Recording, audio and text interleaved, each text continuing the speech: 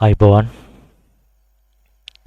අද මම තව අලුත් වීඩියෝ එකක් ගේන්න බැලුවේ වොලියුම් සම්බන්ධව මේක අපට සෑහෙන්න වටිනවා මාකට් එකේ රිවර්සල් පොයින්ට් අඳුනගන්න. මාකට් එක කොතනින් කොතනට ඇවිල්ලාද මූවමන්ට් එකක් වෙන්නේ. අනිත් පැත්තට හරි ඒ ඩිරෙක්ෂන් එකට හරි කොයි වගේ තැනකින් මාකට් එක හැරෙයිද කියලා අදහසක් ගන්න.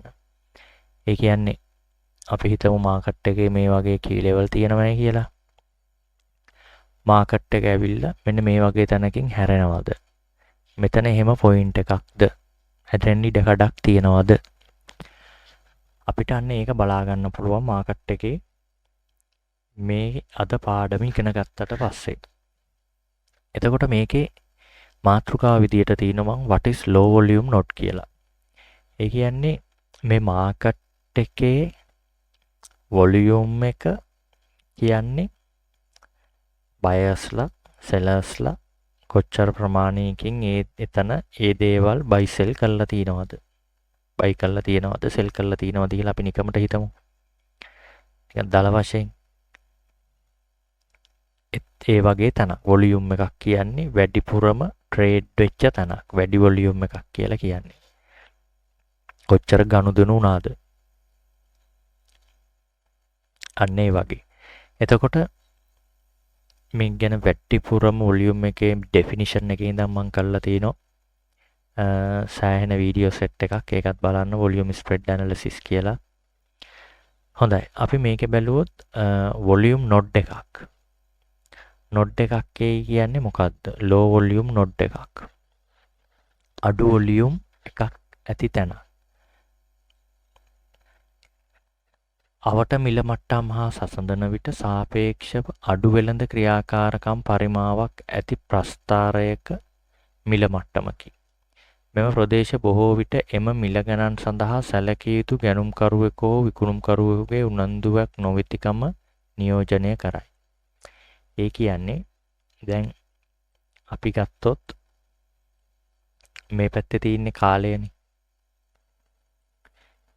මේ පැත්තේ දැන් ට්‍රේඩින් view එකේ නම් මේ පැත්තේ තියෙනවා මිල. දැන් මේ low volume node එකක් තියෙයි කියන්නේ මෙන්න මෙතන. මෙතන තමයි වොලියුම් එක අඩු තැන.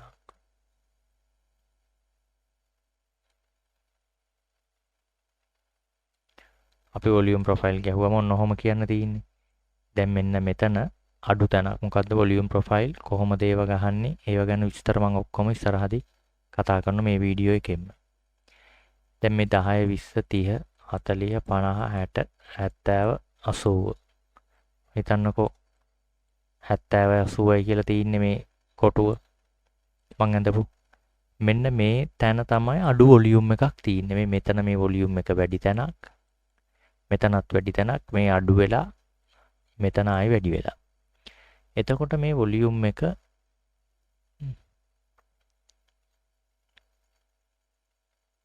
අඩු තැනක් මෙතන. මෙතන පොඩ්ඩක් කොහොම හිතන්න වොලියුම් එක අඩු තැනක් කියලා නිකන්. මේ වොලියුම් එක අඩු තැනකදී මොකද්ද මාකට් එකේ වෙන්න පුළුවන්?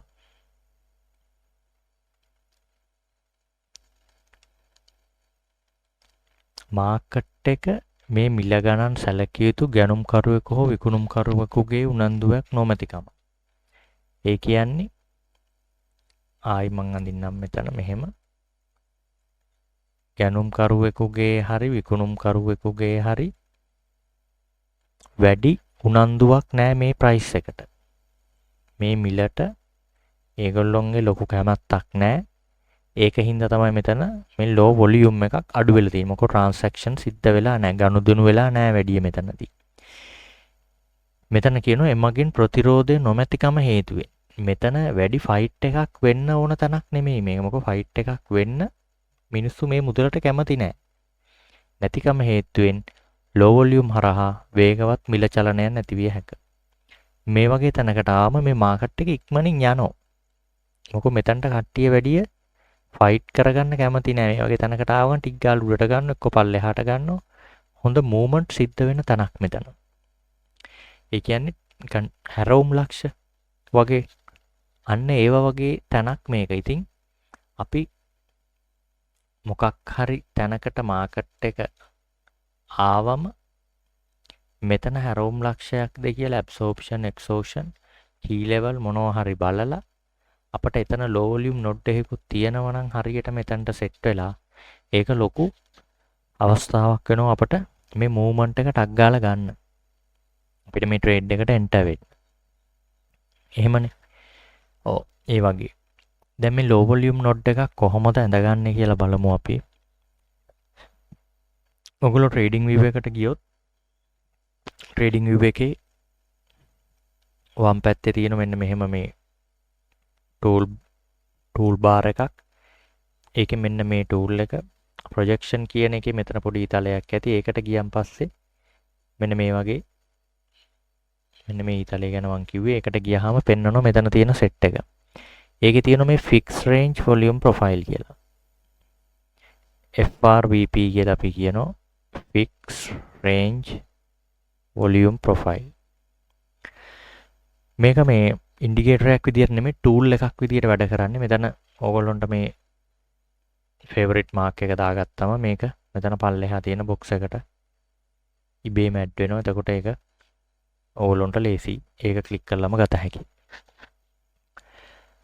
මේකේ මේ පොඩි සෙටින්ග්ස් වගේකුත් තියෙනවා හදාගන්න. ඒක ඔයගොල්ලෝ මේකේ සෙටින්ග්ස් වලට ගිහිල්ලා රෝස් ලේඅවුට් එක නම්බර්ස් කියලා දාගන්න. රෝ සයිස් එක 700, volume up and down, value area volume එක 68 වලට දාගන්න. මේක මාකට් එක හැදෙනවත් එක්කම හැදෙන්නේ නැහැ. අපි මේක මෙතන ඉඳන් මෙතනට ගැහුවොත් ඒ සීමාවේ එතකන් තියෙනවා. දැන් එතකොට මාකට් එක මෙහෙට ආවා කියන්නේ. මෙතන ඩොට් දෙකක් හැදෙන උඩයි යටයි.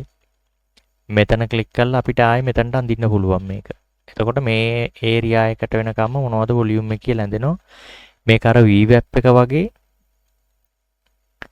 මාකට් එකත් එක්ක ඇඳි යන්නේ නැහැ. අපි ඇඳපු තැනින් නවතිනවා. අපි ඒව ගැන ඉස්සරහට කතා කරමු. වැඩි විස්තරත් එක්ක. දැන් මෙතන ඩේ ඕපන් එක තියෙනවා. ඩේ ඕපන් එකේ ඉඳන් මේ දවස අවසානයේ තියෙනවා. මම මේ නිකන් ගැහුවේ. මෙතන ක්ලික් කරලා මෙහෙටම දැන් ආවම මේක වදිනවා. එතකොට මේකේ වැදිලා තියෙනවා මැද හයි වොලියුම් එකක්. අපි හයි වොලියුම් එක ගැනත් කතා කරමු. හයි වොලියුම් එකක් වැදිලා තියෙනවා මෙහෙම ඉරකුත් එක්ක. මේක තමයි මේකේ POC එක. point of control. fair value එක වගේ කියලා කිව්වත් හරි සාධාරණ අගයක්. එදා දවසේ මොකෝ වැඩිපුරම ට්‍රේඩ් වෙලා තියෙන්නේ එතන මේ ඒරියා එක බලන්න මාකට් එක කොච්චර ටච් වෙලා තියෙනවද කියලා.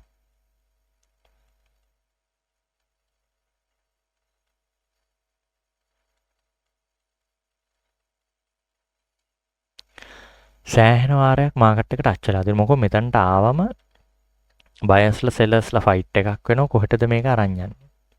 මොකෝ මේක සාධාරණ අගයක්. බයර්ස්ලාට උඩට අරන් යන්නත් සෙලර්ස්ලාට පහළට අරන් යන්නත්. දැන් අපි කතා කරන්නේ මේක නෙමෙයි. මේකේ තියෙනවා තව උඩින් වැලිවේරියා හයි එකක්.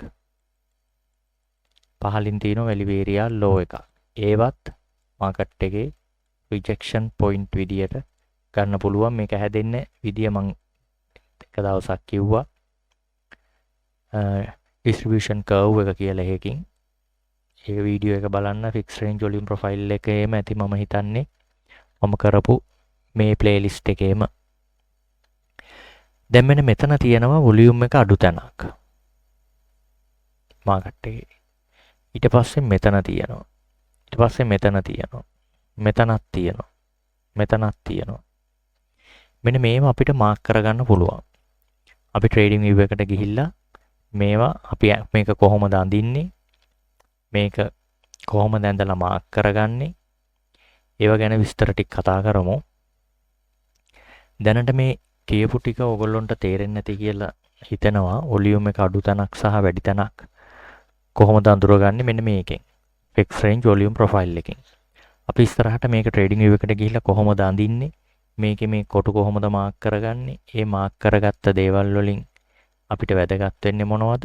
ඒ විස්තර ඔක්කොම අපි කතා කරමු ඊළඟ ස්ලයිඩ් එකෙන්. හොඳයි. අපි මෙතන මේ gold dollar 1 minute chart එකේ මේක බලමු පොඩ්ඩක් කොහොමද මේ low volume node එක මාක් කරගන්නේ කියලා. දැන් මේ දවස් දෙකක් තුනක් පස්සට මම නිකන් ඇද්දා. අද නම් gold හොරේ කියලා buy එක යනවා. අපි මේ වගේ තැනකට නිකන් ඇඳලා බැලුවොත් මෙන්න මෙතන තමයි tool එක fixed range volume profile කියන එක මම අඳිනවා මේ දවසේ open එකේ ඉඳන් අන්තිමට. එහෙම ඇඳම ඒකේ ඔයගොල්ලන්ට පේනවා මෙතන මම මේක විතරක් තියාගන්නම් දැනට. මේකේ මේ උඩ ඉඳන් low volume node ටික පේනවා. ඒක මෙන්න මේ මෙතන මේ rectangle box එකෙන් ඔයගොල්ලෝ ඇඳ ගන්න. ඒ point මෙන්න මෙහෙම මෙතන කොටුව මේවා නම් ඉතින් පොඩිය මම කියලා දෙන්න. මෙතන මේ කොටුව double click කරාම extended right කියන එක දුන්නාම මේක දිගටම ඇඳෙනවා. ඒක එහෙම දාගන්න. මෙතන තියෙන ටිකක් ලොකු low volume node එකක්. ඊට පස්සේ මෙතන තියෙනවා එකක්. ඒ ආසන්නයේ තව එකක් තියෙනවා. මම ඒක අඳින්නේ නැහැ. මම මෙන්න මේක අඳිනවා. දැන් මේ දවසේ තියෙන ටික අපි ඇන්දේ. ඒක අඳින්නේ මෙතන ඉඳන් මෙතනට මෙතන මේ ඩොට් එකක් තියෙන ක්ලෝස් වෙච්ච තැන මේ ඒ දවසට ඇන්දේ. දැන් ඒ දවසේ ඇඳලා අපි ඊළඟ දවසේ මේකේ මේ low volume node වලට මාකට් එක ඇවිල්ලාද නැද්ද කියලා බැලුවොත් බලන්න මේ ඇඳපු ලයින් එකෙන් රිජෙක්ෂන් එකක් වෙලා තියෙනවා. මෙතනින් රිජෙක්ෂන් එකක් වෙලා තියෙනවා. අර ලොකුවට මං ඇඳ මෙතන බොක්ස් එකෙන් මොකද මම මෙහෙට ඇඳේ නැහැ මේ දවසෙන් ඉවර කරා. නමුත් මේ දවසේ සිද්ධ වෙච්ච දේවල් ඊට පහුවෙනිදා දවසට බලපාලා තියෙනවා මේ low volume node. බලන්න මෙතන මාකට් එක කොච්චර බ්‍රේක් කරගන්න බැරුව ඉඳලාද. ඊට පස්සේ බ්‍රේක් කළා ඊළඟ මෙතන ආයෙ රීටෙස්ට් කළා ආයෙ එතනටම ඇවිල්ලා තිනවා. ආයෙ එතනින්ම තමයි ඇදලා තියෙන්නේ. මෙතන මේ ඇඳපු ලයින් එකත් ටච් වෙලා තිනවා අද එකට. ඉතින් මේක මෙන්න මේ වගේ දැන් මේ low volume node එකක් කියන්නේ මාකට් එකේ අපි ඉස්සෙල්ලා කතා කරා වැඩිය බයර්ස්ලා සෙලර්ස්ලා එකඟ වෙච්ච නැති ප්‍රයිස් එකක්. ඒ වගේ තැනකදී මාකට් එක quick movement ගන්නවා. ඒ කියන්නේ එතනට ආම යනවා මේ මෙතන එක්ක ගිහිල්ලා ආයෙ රීටෙස්ට් කරලා තිනවා. ඒ වගේ තැනකට ආවම ඉක්මනට මාකට් එක යන්න බලන්නේ. මෙතනින් බ්‍රේක් කරගන්න ඒවා එහෙම් පිටින් කී ලෙවල් වෙලා තියෙනවා. දැන් මෙතනට මේ වගේ තැනකට මාකට් එක ආපු ගමන් බයි සෙල් කරන්න නෙමෙයි මේ කියන්නේ. එතකොට අපිට ඒ වගේ තැනකට මාකට් එක ආවම absorption exhaustion මාකට් එකේ පොඩ්ඩක් බලලා මාකට් එකේ ඩිරෙක්ෂන් එකට මේ වගේ තැනකට ආවම ඒ වගේ තැනක් කී ලෙවල් එකකුත් තියෙනවද එහෙම බලලා ඒවත් එක්කම අපිට මාකට් එකේ ට්‍රේඩ් එකක් බලන්න පුළුවන්. දැන් අද දවසේ බැලුවොත් අද දවසේ මාකට් එක ලොකු පීක් මොමන්ට් එකක අදිනවා. බයි එකක් විදියට අපි අද දවසට මේක ගහලා ඒකෙත් බලමු කොහෙද තියෙන්නේ කියලා ඒ පොයින්ට්ස්. අපි උඩින් ඉඳන් මාක් කරගෙන ආවොත් මෙන්න මෙතන තියෙන හුඟක්ම low volume node එකක්. මෙතන තියෙනවා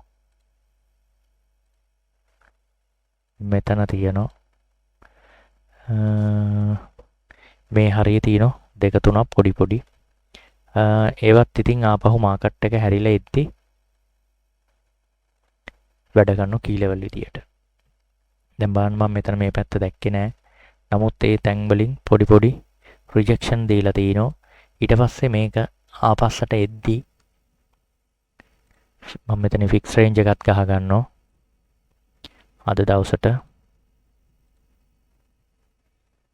බලන්න මාකට් එක මේ ඩීවියේෂන් 3 එකේ තමයි යන්නේ අද. ඒ කියන්නේ පීක් විදිහට බයි වෙනවා. දැන් මාකට් එක මේ වගේ ලයින් එකකට ඇවිල්ලා මෙන්න මෙතනට සෙට් උනායි කියලා හිතන්නකෝ. කී ලෙවල් එකකුත් තියෙනවා. අපිට රිජෙක්ෂන් low volume node එකකුත් තියෙනවා. ඔහොම ඇවිල්ලා මාකට් එක මෙතනදි සෙට් වුණා. මෙතනදි කියන්න බෑ. දැන් මම උදාහරණයකට ගත්තොත් මෙතනටම ආවා කියලා හිතන්නකෝ. මන්න ඔහොම තියෙනවා. එතකොට අපිට සාක්ෂි දෙකක් තියෙනවා. එකක් key area එකක් අනිත් එක මේ low volume node එකක්. එතකොට අපට absorption exhaustion එකක් එක්ක මාකට් එකේ මෙතන හොඳ තැනක් buy එකක් බලන්න. මොකද මේ direction movement එක අදින්නේ උඩට buy එකකට.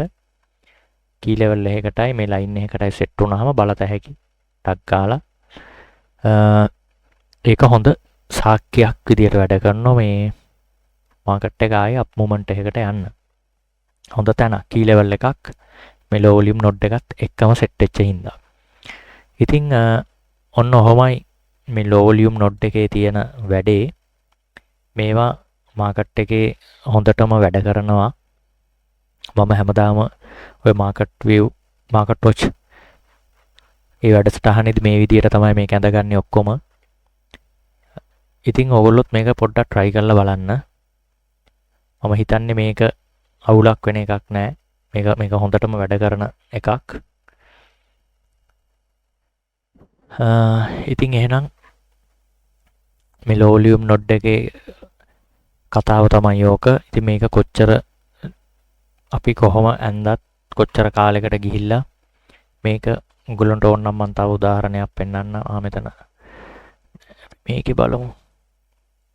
අපි මේක නිකන් ඇඳලා බලමු.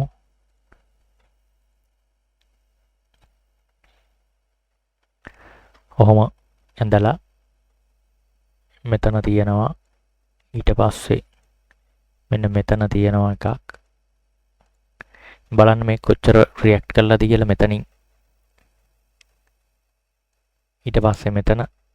ඊට පස්සේ මේක බ්‍රේක් කරලා ආයෙ රීටෙස්ට් කරලා මෙතන. ඉතින් ඔය ලෙවල් එක ගොඩක් වෙලාවට ඊළඟ දවසෙත් වැඩ කරනවා. මේ මෙතනත් ටිකක් ටච් වෙලා තියෙනවනේ. ඉතින් මේ වගේ තැනකට මේක විතරක් භාවිතා කරන්න නෙමෙයි, මේකත් එක්ක අපිට පුළුවන් key level මාකට් එකේ key level. දැන් key level එකකට මෙහෙම තැනක් සෙට් කරලා දැන් මෙතන මම මේ තියෙන්නේ මම අර ඉස්සෙල්ලා කිව්වා වගේ තැන්. මේ key level එකයි මේකයි දෙකම සෙට් වෙලා මෙතනට. එතකොට මාකට් එකේ හුඟක් probability එක දැන් මෙතන මාකට් එක ඇවිල්ලා තිනවා. මේ මාකට් එක මෙහි ඇවිල්ලා නමුත් ඩෙල්ටා එක ඇවිල්ලා නැහැ. කියන්නේ බයින් ප්‍රෙෂර් එක වැඩි මාකට් එකේ. මාකට් එක බයි වෙලා තියෙන ඊළඟ key level එකට. මේ දැන් මෙතන කඩාගෙන පහලට ආවට පස්සේ මේ key level එකයි මේකයි. මේ ඒරියා එකම හොඳට වැඩ කරලා තියෙනවා මේවත් එක්කම. ඉතින් මාකට් එකේ මේක තනියෙන් බලන්න එපා. මේකත් එක්ක වෙනත් තව confirmation. absorption exhaustion key level volume හොඳ volume එකකින්ද මේක අරගෙන තියෙන්නේ මාකට් එකේ. ඒවත් එක්කම බලන්න. බලලා හොඳ ට්‍රේඩ් අවස්ථා ලබා ගන්න ඔයගොල්ලන්ට පුළුවන් වේවි. මොනවා හරි ගැටලුවක් තියුණොත් අපේ group එකේ Telegram group එකේ හරි මේකේ කමෙන්ට් එකක් විදියට හරි දාන්න. ඒකට බලලා වීඩියෝ එකක් කරන්නම් උත්තර දෙන්න බලන්නම් දන්න දෙයක් කියලා දෙන්න පුළුවන් විදියට. එහෙනම් ඉතින් සියලුම දෙනාට මේ ට්‍රේඩින් වලින් හුඟක් ඉස්සරහට යන්න පුළුවන් වෙන්න කියලා ප්‍රාර්ථනා කරනවා. දාන ට්‍රේඩ් සාර්ථක කරගන්න මාකට් එකේ ඇත්ත ඇති සැටියෙන් දැනගන්න ඉගෙන ගන්න පුළුවන් වෙන්න කියලා ප්‍රාර්ථනා කරන ගමන් එහෙනම් මේ වීඩියෝ එකෙන් නවතිනවා. සියලුම දෙනාට සුබ දවසක්. ජය වේවා.